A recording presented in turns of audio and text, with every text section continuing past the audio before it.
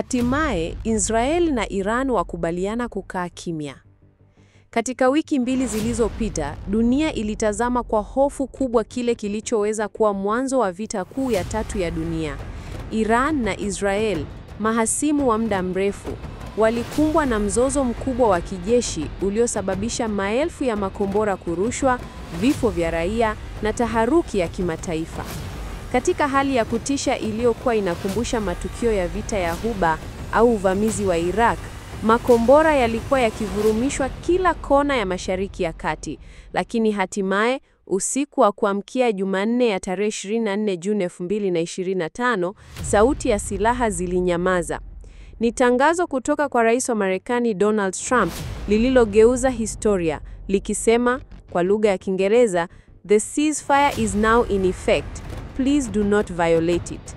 Na muda mfupi baadaye, Waziri Mkuu wa Israel Benjamin Netanyahu alithibitisha kwa kusema, katika kufanikisha malengo ya operation na kwa ushirikiano kamili na Rais Trump, Israel imekubali pendekezo la kusitisha mapigano. Lakini je, tunajua vilivyo uzito wa makubaliano haya? Je, huu ni mwanzo wa amani ya kudumu au ni kimya cha kabla ya radi nyingine kubwa zaidi? Katika makala hii ndefu ya uchambuzi wa kina, Daily na mimi TZ tunakuchambulia: A. Chanzo cha vita; B. Athari kwa Mashariki ya Kati na dunia nzima; C. Nafasi ya Marekani kama mpatanishi; D. Mtazamo wa raia na madhara kwa wanadamu; na hatimaye umuhimu wa amani duniani. 1. Chanzo cha mgogoro. Wapi moto ulianza? Mahusiano ya Iran na Israeli yamekuwa baridi kwa miongo kadhaa.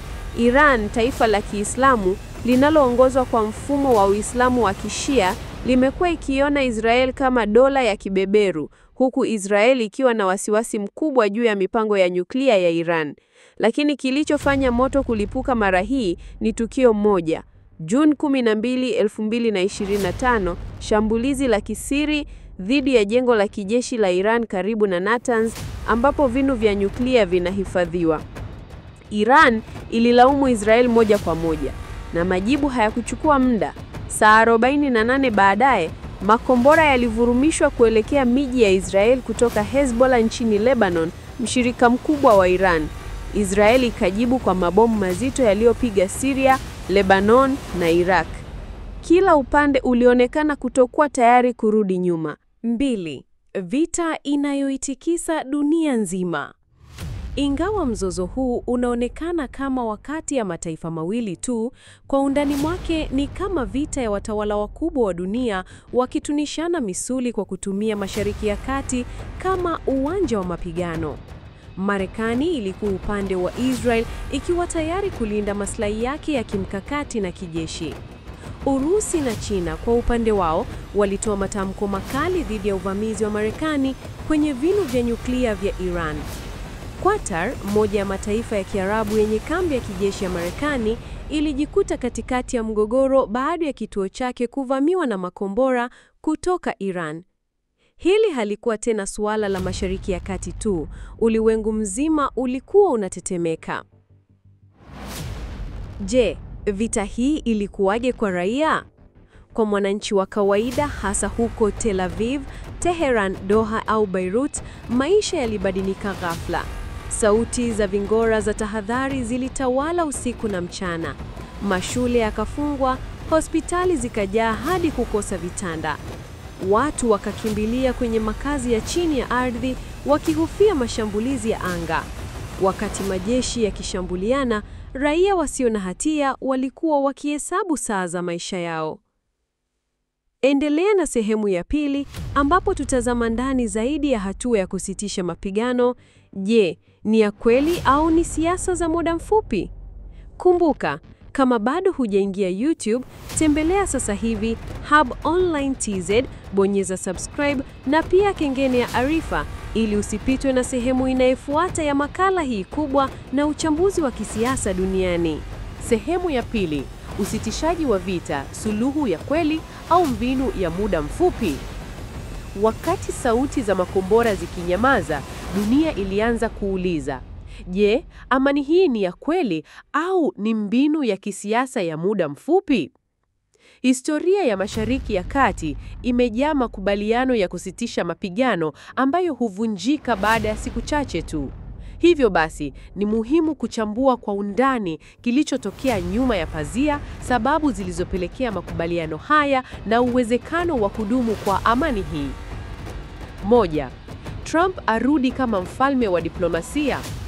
Hakuna aliyeamini kwamba Rais Donald Trump, ambaye amewahi kushutumiwa kwa kuchochea migogoro, ndiye atakayekuja kusimamisha vita vya Iran na Israel. Lakini hapa tunajifunza jambo moja muhimu.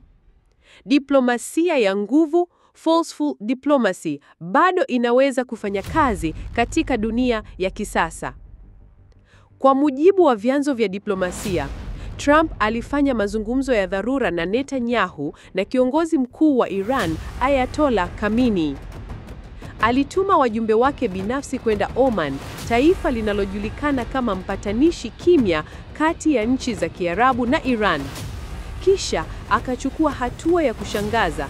Alitoa tishio kwa pande zote kwamba Marekani haitaruhusu uvamizi zaidi, lakini pia haitaki kuingia moja kwa moja vitani. Hii ndiyo diplomasia ya karoti na fimbo. Ahadi ya usalama kwa wote, lakini pia onyo kali kwa atakayevunja amani. 2. Maafisa wa kijasusi waliokuwa nyuma ya pazia. Katika mkutano uliofanyika kisiri mjini Geneva, Switzerland, maafisa wa usalama wa taifa kutoka Israel, Mossad, Iran, VEVAK, Marekani, CIA, walikutana kwa njia yasiyo rasmi kupitia wapatanishi kutoka Umoja wa Mataifa na Switzerland. Lengo lao, kuweka misingi ya kimya kimya ya makubaliano.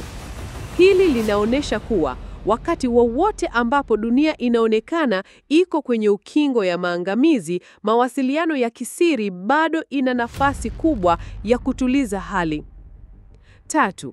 Mikakati ya kuzuia kurudi vitani. Katika mkataba wa kusitisha mapigano, vipo vipengele muhimu ambavyo vimewekwa kuhakikisha hali haitorudia kuwa ya hatari. A. Kusitishwa kwa makombora ya masafa marefu.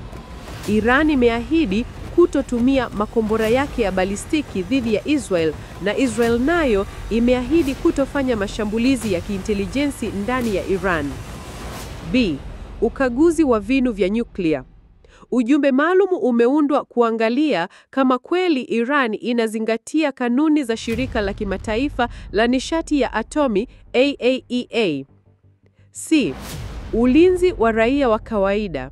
Mkataba unasisitiza kuwa hakuna mashambulizi dhidi ya maeneo ya makazi ya raia, na nchi zitakazovunja agizo hili zitachukuliwa hatua za kimataifa. Lakini changamoto bado zipo. Hata kama amani imeanza kushika kasi, bado hali ni kama moto chini ya majivu. Kuna hatari kadhaa. Makundi yenye msimamo mkali kama Hezbollah na Hamas bado hayajatoa misimamo wao kuhusu kusitishwa kwa mapigano.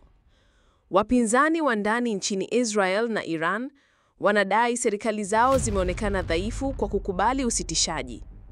Mashambulizi ya kivita yanaweza kurejea kwa hafla iwapo kuna tukio lolote linalochochea hali, mfano kushambuliwa kwa raia au kiongozi yoyote muhimu. Kwa hivyo, huu ni mpito hatarishi. Unaweza kuwa mwanzo wa amani ya kweli au nguzo ya mwisho kabla ya janga kubwa zaidi. Usisahau, ikiwa bado hujajiunga na familia ya Hubah Online TZ kwenye YouTube, huu ni wakati wako. Bonyeza subscribe, kisha kengele ya arifa, ili upate uchambuzi wa kina, wa kweli na wa kusisimua wa matukio yanayoitikisa dunia. Sehemu ya 3 inakuja sasa hivi. Tutaangazia athari za vita hii kwa raia, maisha ya watu waliokumbwa na mgogoro, na ni kwa kiasi gani waliteseka. Pia tutaangalia maoni ya kimataifa. Sehemu ya 3. Gharama halisi ya vita. Raia ndio walioumia zaidi. Katika kila vita, kuna mshindi na mshindwa, lakini ukweli wa maisha unasema, vita havina mshindi wa kweli. Ni wanadamu wa kawaida wanaopoteza kila kitu. Mashambulizi kati ya Iran na Israel katika kipindi cha Juni 2025 yaliacha alama ya kudumu kwa maisha ya mamilioni ya raia. Wengi walikosa makazi, wengine wakapoteza wapendwa wao, na hali ya kisaikolojia ikawa mbaya mno. Katika Iran, usiku wa giza na vilio vya wananchi. Baada ya mashambulizi ya Marekani dhidi ya vinu vya nyuklia vya Iran, jiji la Isfahan, Shiraz na hata mji mkuu Teheran vilishuhudia maporomoko ya majengo ya serikali na viwanda, umeme na maji kukatika kwa siku kadhaa, hospitali zilizofurika majeruhi na hazikuwa na vifaa. Familia nyingi zilijikuta zikihama kutoka mijini kwenda vijijini, huku vifaru vya jeshi vikizunguka mitaani, hali ambayo ilileta hofu ya mapinduzi au mashambulizi zaidi ya ndani. Katika hospitali ya Shariati huko Tehran, daktari mmoja aliandika kwenye mtandao wa kijamii, "Hatuna oksijeni ya kutosha. Watoto wachanga wanakufa kwa sababu ya kukosa vifaa vya msingi vya matibabu." Israel, uoga, huzuni na maisha ya maficho. Wakati Iran ikijibu mashambulizi kwa kurusha makombora ya masafa marefu, jiji la Tel Aviv, Haifa na Beersheba yalikuwa kwenye hali ya tahadhari kila saa. Shule zilifungwa kwa wiki nzima. Kituo cha ununuzi cha Azrieli kililazimika kufungwa baada ya kombora kuanguka mita chache kutoka hapo. Takriban watu 100 walijeruhiwa vibaya, wakiwemo watoto na wazee. Familia zililazimika kuishi kwenye shelter za chini ya ardhi kwa siku 5 mfululizo. Mzee mmoja alipoteza binti yake, aliwaambia waandishi wa habari, "Sijali kuhusu siasa, sijali kuhusu Iran wala Marekani. Nataka mtoto wangu arudi. Nani atalipa damu hii?" Qatar na kambi za Marekani waliojikuta katikati ya moto. Iran ilishambulia kwa makombora kambi ya Marekani iliyoko Qatar, tukio ambalo lilitikisa si tu Mashariki ya Kati bali hata anga za kimataifa. Kituo hicho kilihifadhi wanajeshi zaidi ya 7,000 na vifaa vya kijeshi vya hali ya juu. Watu 23 waliripotiwa kuuawa, wakiwemo raia wa Qatar waliokuwa karibu na eneo la mlipuko. Baadhi ya askari walijeruhiwa vibaya na wengine wakahamishwa kwenda Bahrain kwa matibabu. Rais wa Qatar alitoa hotuba ya dharura. "Sisi hatutaki kuwa uwanja wa mapambano. Tunataka amani. Hatutaki kuona watoto wakiishi kwa hofu." Gharama za kiuchumi. Uchumi unatetemeka. Athari ya vita hii imeonekana wazi kwenye uchumi wa nchi hizo tatu na hata dunia nzima. Bei ya mafuta yanapanda kwa 37%. Kutokana na hofu ya usafirishaji wa mafuta kuvurugwa, bei ya mafuta kwa mara ya kwanza tangu 2022 ilivuka dola 130 kwa pipa. Sarafu zinaanguka. Riali ya Iran ilianguka kwa 45% ndani ya wiki mbili. Shekeli ya Israel ilikumbwa na mtikisiko mkubwa dhidi ya dola. Wawekezaji wa kimataifa waliondoa bilioni ya dola kwenye masoko ya Mashariki ya Kati, huku biashara nyingi zikisitishwa. 5. Jumuiya ya kimataifa yasema imetosha. Sauti kutoka Umoja wa Mataifa, Umoja wa Ulaya, Afrika na Asia zilianza kusikika kwa sauti moja. Hatupaswi kuruhusu vita kati ya mataifa haya kuwa sababu ya maangamizi ya dunia. UN ilifanya kikao cha dharura mjini Geneva, ambapo katibu mkuu alisema, "Lazima tutoe nafasi kwa diplomasia, si makombora." Papa Francis kutoka Vatican aliongoza sala maalum kwa ajili ya amani, huku akiomba mataifa yenye nguvu kuacha kutumia silaha kama suluhisho. Mbaliti wakati wa kufanya maamuzi. Sasa dunia iko njia panda.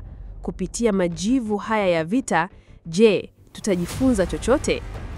Endelea na sehemu ya 4 ambapo tutaangalia kwa undani nafasi ya makundi ya kijeshi kama Hezbollah, Hamas na Houthi pamoja na mizizi ya uhasama kati ya Iran na Israel. Tutachambua kama huu ni mwisho wa mzozo au ni pauko wa muda. Kama bado hujaingia kwenye YouTube, ingia sasa Huba Online TZ. Bonyeza subscribe na kengele ya arifa ili upate sehemu inayofuata mapema zaidi kabla ya wengine. Sehemu ya 4. Hezbollah, Hamas na Houthi, kivuli kilichokwama katika vita. Mara nyingi, hata vita vinakozimwa kwa kiwango cha juu cha kitaifa, makundi ya wanamgambo yasiyokuwa ya serikali au non-state actors huendelea kuchochea migogoro. Katika mzozo wa Irani na Israeli, makundi haya matatu yalikuwa na nafasi kubwa mno. Moja, Hezbollah, upanga wa Irani kaskazini mwa Israeli. Hezbollah ni kundi la wanamgambo wa Kishia lenye nguvu kubwa nchini Lebanoni, linalofadhiliwa, kufundishwa na kuungwa mkono moja kwa moja na Irani kwa miaka mingi. Majukumu yao: wana makombara zaidi ya 150 yaliyoelekezwa kusini mwa Lebanoni kuelekea Israeli. Wamewahi kuingia vitani na Israeli mwaka 2006, ambapo mapigano hayo yalisababisha vifo vya zaidi ya watu 1200, wengi wao wakiwa raia wa Lebanoni. Katika vita ya 2025, wakati Irani ikipambana na Israel, Hezbollah walirusha makombara 12 ndani ya miji ya Galilee, Tiberias na maeneo ya kaskazini mwa Israeli. Wakati makubaliano ya kusitisha vita yalipotangazwa, msemaji wa Hezbollah alisema, "Mapambano yetu ni ya kimapinduzi, si ya kidiplomasia." Hii ni ishara kwamba hata kama mataifa yatakubaliana, bado makundi haya yanaweza kuvuruga mchakato wa amani. 2. Hamas, moto wa ukanda wa Gaza. Hamas ni kundi ya Kiislamu lenye nguvu ukanda wa Gaza ambalo limekuwa kipambana na Israel kwa miaka mingi kwa madai ya ukombozi wa Palestina. Katika siku za kwanza za mapigano ya Juni 2025, Hamas walitangaza msaada wa kindugu kwa Irani na kuanzisha mashambulizi ya roketi kuelekea maeneo ya kati ya Israeli. Zaidi ya makombara 170 yalirushwa katika kipindi cha masaa 42, likiwa ni jibu la haraka kwa mashambulizi ya Israeli dhidi ya vinu vyake vya nyuklia vya Irani. Hii inaonyesha namna mgogoro kati ya Irani na Israeli unavyovutia makundi mengine ya kijeshi na hivyo kuupanua mgogoro kuwa wa kikanda badala ya kitaifa pekee. 3. Wahuthi, jeshi la Irani kusini mwa peninsula ya Arabu. Wahuthi, kundi la waasi wa Kishia nchini Yemeni, pia linadaiwa kuungwa mkono na Irani. Wamewahi kushambulia Saudia, UAE na meli za kimataifa. Katika vita hii ya karibuni, walitangaza kuwa wako tayari kusambaratiza meli zote za kivita za Israeli kupitia bahari ya Shamu. Kwa siku 3 mfululizo, meli za mizigo zililazimika kubadili njia na kupita njia ndefu zaidi ili kuepuka mashambulizi ya baharini. Matokeo: bei za bidhaa zilipanda Afrika Mashariki, Asia na hata Ulaya kutokana na hatari ya mashambulizi ya baharini. 4. Uhasama wa kina. Kwa nini Irani na Israel wanachukiana hivi? Alif, tofauti ya itikadi. Irani ni taifa la Kiislamu la Kishia lenye msimamo mkali wa dini. Israel ni taifa la Kiyahudi lenye historia ya ukandamizi wa Palestina, jambo ambalo Irani hulichukulia kama udhalilishaji wa Uislamu. Bet, siasa za Mashariki ya Kati. Irani inaamini Israel ni kibaraka wa Marekani na tishio kwa mataifa ya Kiislamu. Israel inaamini Irani inataka kuiangamiza taifa lake kupitia makundi ya Hezbollah, Hamas na hata mashambulizi ya moja kwa moja. C. Mashindano ya nguvu. Irani ina vita ya moja kwa moja na Israel kwa mikono ya watu wengine. Israel nayo hujibu kwa nguvu ya kijeshi na kisiasa kwa msaada wa Marekani. Hivyo basi, je, amani itadumu? Kama makundi haya hayatahusishwa moja kwa moja katika mazungumzo ya amani, huenda wakavuruga mchakato mzima. Mashambulizi madogo madogo yanaweza kuanzisha vita kubwa zaidi. Kwa hiyo, usitishaji huu wa mapigano hautoshi. Diplomasia inapaswa kuwa pana zaidi, ishughulikie mizizi ya uhasama, si tu matawi yake. Kumbuka, ikiwa bado hujajiunga na chaneli yetu ya Hubah Online TZ kwenye YouTube, sasa ndio wakati sahihi. Bonyeza subscribe, kisha gonga kengele ya arifa ili usipitwe na sehemu inayofuata ambayo ni muhimu sana. Sehemu ya 5 inakuja sasa hivi. Tutajadili majibu ya mataifa ya Afrika, Asia na Ulaya, nafasi ya Umoja wa Mataifa katika kulinda amani, na mwisho Mafunzo makubwa kwa dunia kuhusu umuhimu wa amani. Sehemu ya 5. Mwanga mpya baada ya giza. Umuhimu wa amani. Dunia yaitikia, nafuu na tahadhari. Baada ya tangazo la kusitisha mapigano, ulimwengu ulipumua. Viongozi wa mataifa mbalimbali walitoa kauli zilizojawa na matumaini, lakini pia tahadhari. Marekani. Rais Donald Trump, ambaye alichukua uamuzi wa kushambulia vinu vya nyuklia vya Iran, alisema, tunataka dunia isiyo na hofu ya bomu la nyuklia, lakini pia tunataka familia ziishi kwa amani. Lakini viongozi wa upinzani Marekani walitaka mazungumzo ya amani yawe ya kweli, si maigizo ya kisiasa. Umoja wa Ulaya. Mataifa ya Ulaya kama Ujerumani, Ufaransa na Uhispania yalitaka vikwazo vipunguzwe kwa Iran ili kuchochea diplomasia. Umoja wa Mataifa usimamie makubaliano haya kisawasawa. Afrika. Mataifa ya Afrika yalionyesha mshikamano wa nadra. Afrika ya Kusini ilitaka Iran na Israel wafanye majadiliano yasiyo na masharti. Kenya na Nigeria ziliunga mkono diplomasia ya kimataifa kupitia UN. Tanzania kupitia waziri wa mambo ya nje alisema, tunataka watoto wetu waishi katika dunia ya matumaini, si ya hofu ya makombora. Huu ni wakati wa amani. China na Rusi. China ilitoa pendekezo la kuwa msuluhishi wa kudumu kati ya mataifa hayo mawili. Rusi, licha ya kuwa na mahusiano ya karibu na Iran, ilisisitiza, hakuna mshindi katika vita ya kisasa. Tuna wajibu wa kulinda amani ya dunia. Umoja wa Mataifa, mlinzi au mtazamaji. Kwa muda mrefu, UN imekuwa ikikosolewa kwa kushindwa kuzuia migogoro mikubwa duniani. Lakini safari hii, Katibu Mkuu Antonio Guterres aliongoza mkutano wa dharura Geneva. Akapendekeza kuanzishwa kwa kamati ya kimataifa ya kudumu ya Mashariki ya Kati. Akasema kwa msisitizo, amani ni mchakato, haitokani na kutia saini tu, bali na dhamira ya kweli ya kubadilika. Umuhimu wa amani zaidi ya maneno. Sasa tujiulize, baada ya maelfu kupoteza maisha, milioni kuhama na bilioni ya dola kupotea, je, dunia imejifunza nini?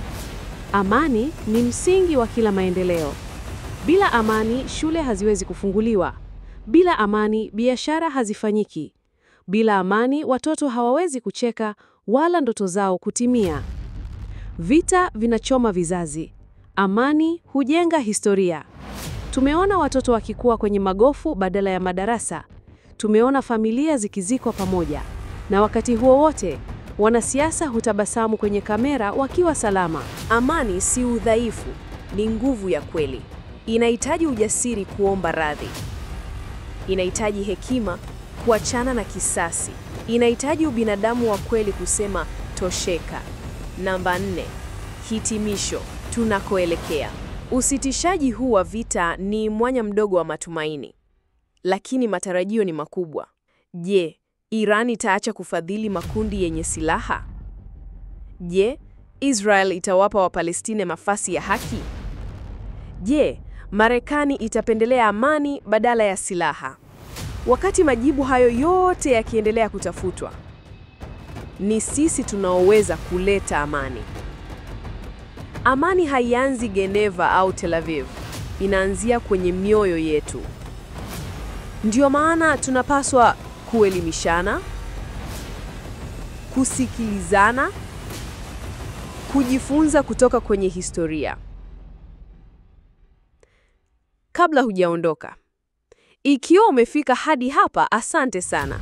Ilikuwa ni furaha kubwa kukuandalia uchambuzi huu wa historia mpya inayojengwa. Lakini kazi haijaisha. Tembelea channel yako pendwa Hubah Online Tanzania kwenye YouTube. Bonyeza subscribe, pata uchambuzi zaidi kama huu kila wiki. Usipitwe. Vita ni kiza, amani ni mwanga. Chagua mwanga. Asante sana kwa kusoma. Tuendelee kuelimishana, kuombea amani na kujenga dunia bora.